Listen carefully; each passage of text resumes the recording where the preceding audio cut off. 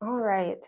So we kind of already talked about mind and heart. And while you were talking about those, and I think we talked about this when you and I were discussing the matrix a little while ago, is it translates to me in my clinical brain of emotion, rationality, and core. Mm, Because when I work with people, those are the three big things that I notice that my themes that sure. I notice Okay. that come out in people. And I always envision it like a pie chart.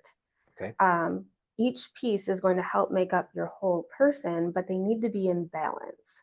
So the Mm, idea is that you're somewhere around that 33, gotcha. 34% Gotcha. each, Yeah. because each of those need to come through. Um, but, most of us are not always in Right. balance. And give or take a little bit is okay. Like, for example, if I'm, only 10% rational, I'm 30% core, and the rest is emotion. Is that enough rationality for me to decide what I want to eat on my pizza? I see. Probably, Yeah. but to have a hard conversation with my spouse or to show up for you Right. when you need me, probably not. I'm probably going to mess that up, Right. and it's Right. probably going to cause more issues. So it's about being balanced and at our best and learning that what do I do when I know I'm out of balance? Where do I Absolutely. look to it? What do I happen? So you're saying that the rationale would kind of fit with our mind, Hmm. and our heart would be the emotions, and then our soul, that's our core. So Yes. unpack that a little bit. Sure. So the mind and the rationality, we need to, like you said, what are the facts? What are the lies that I'm telling myself? But really, what are the facts? And that's a lot of what I ask other people. That's what I ask myself when Yeah. I notice that I'm getting more emotional. I'm probably not rational enough. So I need to, okay, what is fueling this? Mm, And the emotional piece, I need to, we all need to figure out that balance of identifying our emotions, which is really hard yeah. sometimes, sharing our emotions, which can be Yeah. even harder. And I think it's funny because a lot of people will be like, well, I'm not just going to walk up to my wife and say, I'm feeling sad because you, whatever. I was like, you're right. You don't have to. That feels really Yeah. ingenuine and not authentic, but figure out the way that works for you. I even think I have friends that we have that space of trust and respect that when they call and they say, hey, I need this, like, I love you, but I can't right now. Yeah. Yeah. I don't have the capacity. I don't have the bandwidth. Right. And that's not me labeling an emotion, but they get where I'm at, Yeah. and Yeah. I'm at least able to share that. Yeah. And then we have this core of, am I treating my body the way that I need to be? Whether it's what I'm eating, what I'm doing with it, Mm, how I'm treating it. But then, of course, our values and our morals. And that could be, spiritual, it could be just in yeah. general. Mm, Um, because if I feel like I'm making decisions or doing something that goes against my morals and values, I'm probably going to have a lot of disruption in my rationality because I'm telling myself right. these Right. lies to It all justify fits what I'm together. doing, Yeah. but then I feel like crap about it. Right. And then the whole thing is not in balance and it's constantly shifting. So you've got this pie chart, and it's broken into thirds, and I totally see how having a balance of a rational mind. Well, if I don't have anybody to process that with, I don't know really. I'm a great guy if you just ask me, but yes, my wife, my kids, and right. So it's like, am I Sure. being rational about all of that? Mm-hmm. Right. So as I process with people I trust and say, I, I'm I'm going in circles on something, or I'm in the tall weeds on this thing, and I don't Yeah. know if I'm thinking about this correctly or not. What is this situation? Let me bounce this off you. So we process a little bit, and then our rational grows, our rational thoughts about it grow. Oh, okay. So what I was getting really emotional about, um, or in my case, what I wasn't getting emotional about, Mm. right? Mm-hmm. Because it can go both ways. Absolutely. So you know what, I can give myself permission to be happy about this, or I give myself permission to be, kind of upset about this, or just, this is painful, this is hurt, so I'm sad about it. Mm-hmm. But with a good, healthy, rational perspective, Yep. it allows me to then have the good, healthy, emotional perspective, which then allows me to have a good understanding that my core is getting what it needs. Well, it seems like it feeds out of the core, though. What to go back to, what do I really rationally need? What do I really emotionally need? Does it come from our core? I think it does, but I think we don't necessarily act that way. Mm. I think if we, kind of like if you look at a baby and the way they breathe out of their belly. They haven't experienced the level of stress that we have yet, which once we have stress that we're not managing well, we start to breathe from our chest instead. So, yes, as young people, we probably did act more off of our core, I see. but as we experience, you know, attachment wounds and Yeah. stress and Life life happens to us. happens, Hmm. we start to go more off of either rationality or emotional, and then we try to fit and adjust our core instead Okay. of being grounded in our core. And then we're not sure who we are, we don't understand ourselves, we become somebody that we didn't want to be Right, right. because we're ignoring it. So one of the battles that I'm trying to overcome right now is trying to, we talk about how I will have this need to help everybody. Mm-hmm. And every morning, I'm a super early morning person. I always get up super early. Even if I go to bed late, I know I'm not getting enough sleep. Mm-hmm. And it's having an effect, Mm-hmm. a negative effect. And I'm Yeah. always, growing up on a ranch, it was like sleep's overrated. You gotta work, we gotta get up. And growing up that way, it's hard for me to get enough sleep. Mm. So 5 hours is the most I can possibly get here for probably the last few years. And I'm like, okay, Oh that's man. not enough. Mm-hmm. So I'm really trying to work and set some goals. So talk to me just about what in what you've learned about getting enough sleep. How important is sleep? Sleep is so important because that is when our brain is doing all of the work.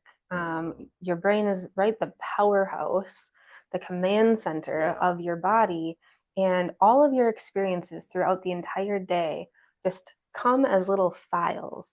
And we don't realize how many trillions of Oh files yeah. each day because even just sitting here right now, it's not only the content of what we're talking about, it's all of the nonverbal cues that you and I are giving. Our brains and our bodies are Sure. connecting and talking to each Sure. other. So each second of that is new data Just on top massive. of Yeah. the light coming in and this light and the sounds outside. All of that is separate data Mm. that when we have good, restful sleep and are in our good REM cycle, our brain is filing all of that away and attaching it in a healthy way and processing it. When we don't get enough sleep, we're just piling papers Yeah. on. And then eventually somebody's going to slam a door and that breeze knocks it all off. Is that why I forget stuff? Maybe that's why I'm forgetting It's some. lost somewhere in that It's some. pile. That's such a. Yeah. You look at my office or which is usually my truck is my office, and it's like I can tell when I'm dangerously overcommitted because everything Mm. gets messy. Right? It's Oh. just there's like it starts to come out in every part of your life, right? Mm-hmm. We think of somebody who's working, crazy shifts, Yeah. and then they switch and in next month they're on a different shift. Oof. Yeah. That that's a negative cumulative effect that's adding up not Mm-hmm. only for our brain, but I'm realizing even on a cellular level, just in the healing and health of our body, if we're not getting good sleep, it's Mm-hmm. affecting our physical, Yes. our mental, emotional. It just starts to affect everything. So knowing that in my core that Mm-hmm. something's wrong here, I've got to make some really rational decisions about changing that. And you're talking about boundaries. Yeah, You have to right. have boundaries. So being rational, a Mhm. great discussion in your mind would be, hey, can we talk about, I need some help setting boundaries. Mhm. I think that would be a great discussion for a group, um, a shift that works together, or the processing and practicing. Just make that a topic. Say, okay, how are your boundaries feeling? Mhm. Well, if I'm not in touch with my core and I've just been in escape mode, Mhm. my only boundary is when do I get to go to my escape? Because I just Mhm. run away from everything, right? Well, and a lot of times I see in first responders that escape becomes more work Mm, because a lot of times work is where I feel confident and valued and worth. Home or personal life, or I don't have that many hobbies anymore. So, okay, other people are setting overtime, boundaries on overtime. not taking overtime. I'll take it. Yeah, I'll take it. I'll just take it. consume. Wow. Yeah.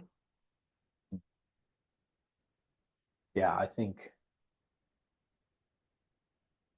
really being able to sit down and process through what are the right boundaries for the right season, you know, Because you're right, it changes. it Your does. boundaries today, before, archery season is in full Right, swing, right. are going to be different than in a couple months when. So now for me, with my, pouring into helping everybody and saying, okay, that's too much. I got to set Mhm. boundaries. One of the things I've set is I've got to have a little bit more focus on my personal physical health, mental health, because then I'm better. I can Mhm. do more. I'm learning more. I'm growing, and then hopefully being able to share it in a Yeah. different way that multiplies, and I don't have to be everywhere, but it can still go out and help. Right. Yeah. So it's coming up with some creative ways, Mhm. but that allow for a healthier Aaron. For sure. Yeah. And modeling that for other people also, because anybody who values you and connects with you goes, oh man, look at Aaron doing everything for Mm-hmm. everyone. And he must just have the perfect life. Yeah. And okay, so now that I'm feeling better, I need to be everything for everyone. Yeah. Well, boundaries is the new discussion. And so when we go offline, we'll have a discussion about boundaries. Um, So tell me about how soul works for the Matrix now that we've mm, kind of talked about how it's making sense in my head yeah. for what I've done. So just to recap, we've got the rational in the mind, kind of the goal of processing through in the mind is get to a really healthy, rational space in Hmm. thinking. And then the heart and really processing through that and being able to share and experience healthy emotion. And then the soul connects with the core. It's who we are. It's our body, it's our mind, it's our spirit. Or excuse me, it's just that who we, our motives, why we do what we Hmm. do, but it fuels the other. So in our soul, we talked earlier about when you deal with evil long enough, it affects your soul. And what I meant by that is um, there is in a lot of first responders roles, they're dealing with people when they're not at their best. And they have to treat them with dignity and respect, even when it's a really hard situation. It's an incredibly difficult job. Absolutely. Right. So that can be in any profession that you you have to experience somebody when they're not at their best, but you're there to help them through that time and keep things safe and in control. Hmm. That's really stressful. um, when we talk about the B, we look at, okay, the B is belong. Where does your soul belong? Then the L is, what is your soul loving? Then the U is, what is your soul unified with? And then the E is, what is your soul exalt? Hmm. So if you think about this real simply, I use the analogy of light and darkness. So does your soul belong to things that are light, or does it belong more to things that are dark? And then you say, okay, well, how do I know that? Well, are you loving things that are more, that are good and positive and about the light? Or are you really drawn to darkness and things that are dark? Well, when you work in darkness with darkness all the time, sometimes that can really draw you into that. So then what are you unified with? Are you unified with other people and other things that are of the light Mm-hmm. or of the dark? Well, I work around so many. There's some really specific instances where, well, you may be undercover, or you may be in a situation where you're in a really dark place Yeah. and you have to play in that role. That's really challenging because there's a draw that pulls you into that. Um, that's probably an exception, but just thinking about normal daily life, it Oh, can happen, absolutely. right?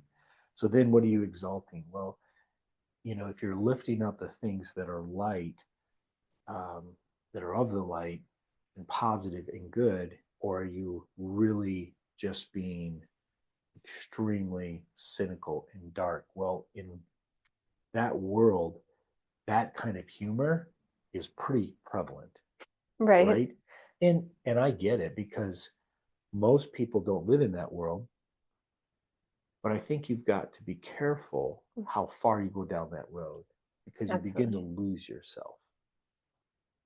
Most of the first responders, military personnel, law enforcement that I've really worked with have a beautiful heart. They Absolutely. love Yeah. people. They're for the underdog. Their value is justice and good and right, and they go into it that way. Yeah, that was their why. That was their why, right? Mm-hmm. Their motives were all them. But as they're in it for a period of time, you can see them really start to be drawn more to the dark side, so to speak, where you're Sure. dealing with that filth and that evil and it's like hope begins to leave and the Well, that difference they can make.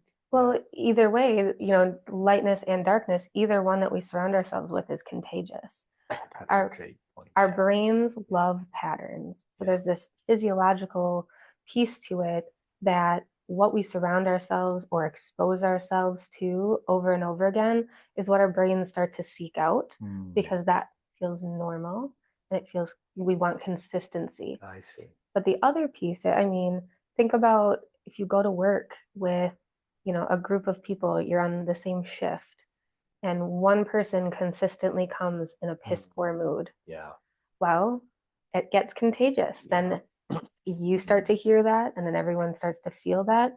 And research shares that those individuals, just inserting one negative person Hmm. into a group of 5 or 6, reduces productivity and overall Wow, mood by 50%.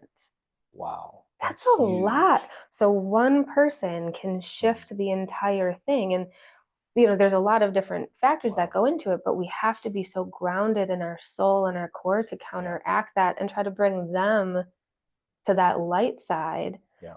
And your matrix of going to them of, hey, it seems like you're really struggling lately. Yeah.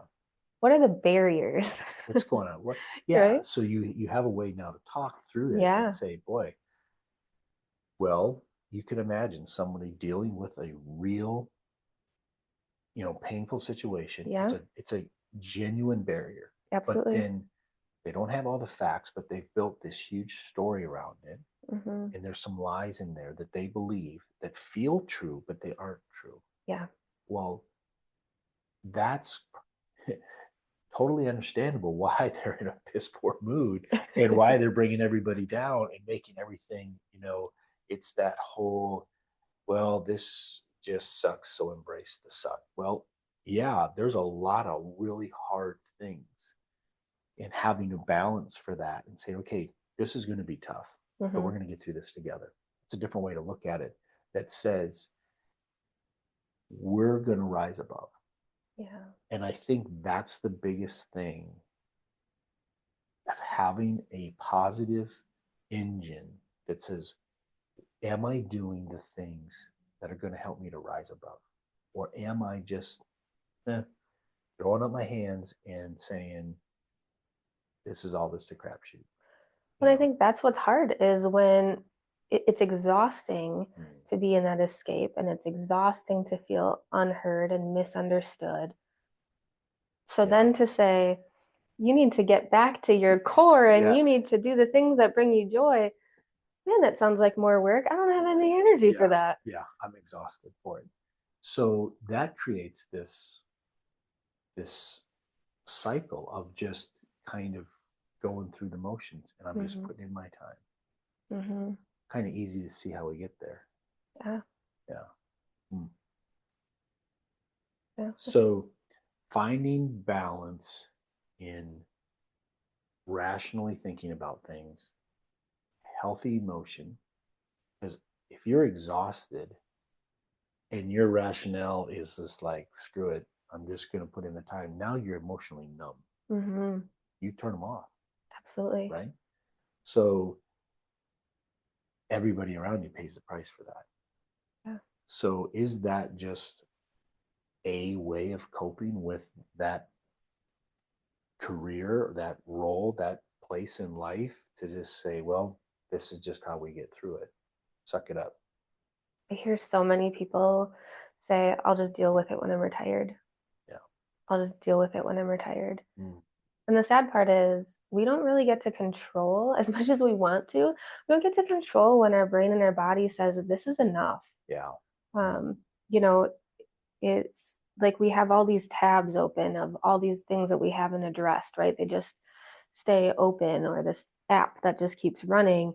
And then one day, maybe even seemingly without warning, but I promise you, your body gave you warning signs Yeah. beforehand. You just ignored them. That's right.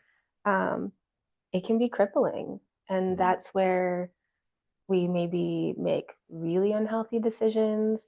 We get super sick. We, a variety of things.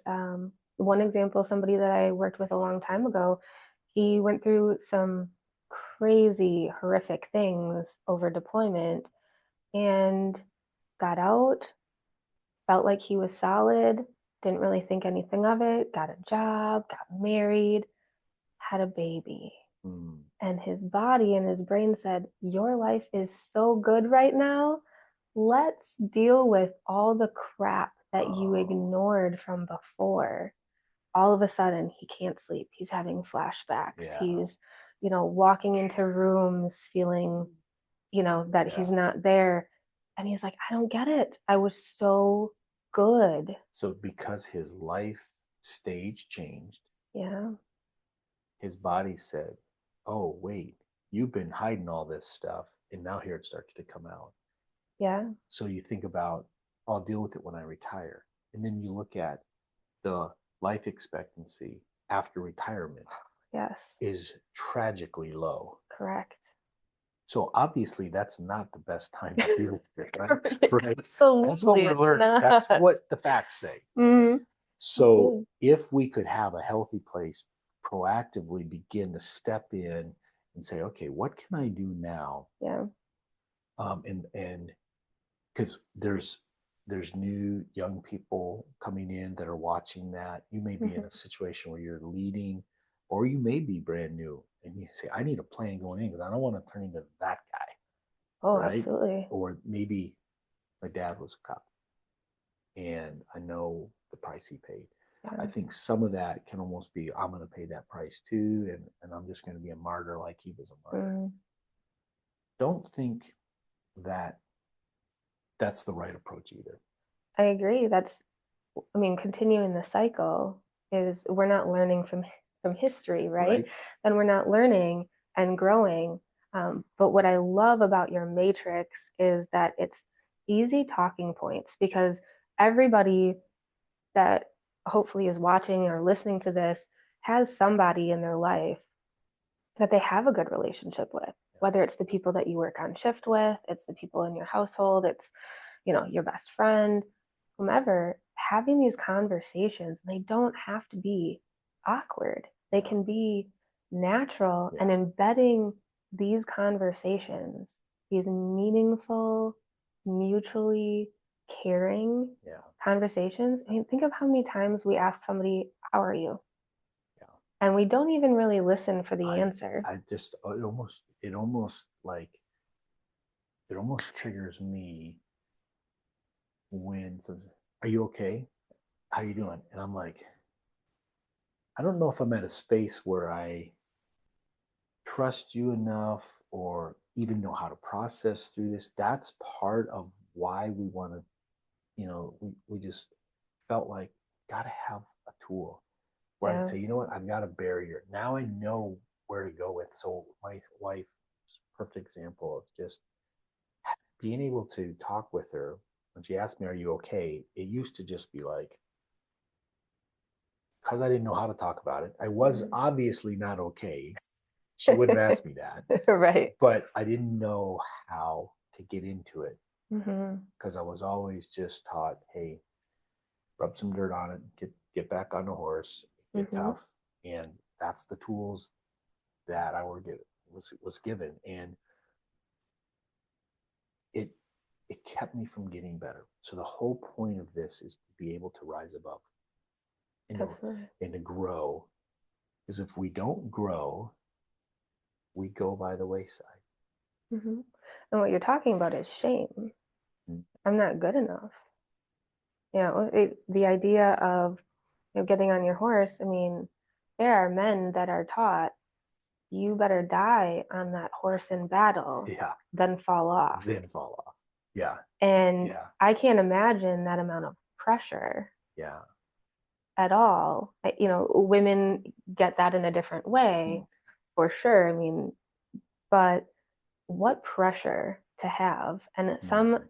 unrealistic expectation that That's it. you have to be perfect. When truthfully, being vulnerable and saying, man, I messed up on that, or I don't know that I know everything about this. Yeah, Can you teach me about it? Or saying, I am having a bad day. yeah. And know That that gives it's you okay. strength. Yes, that's the doors that open to growth and to Absolutely. rising above. Hmm. Otherwise, we become the lid of our own growth, Oh, right? yeah.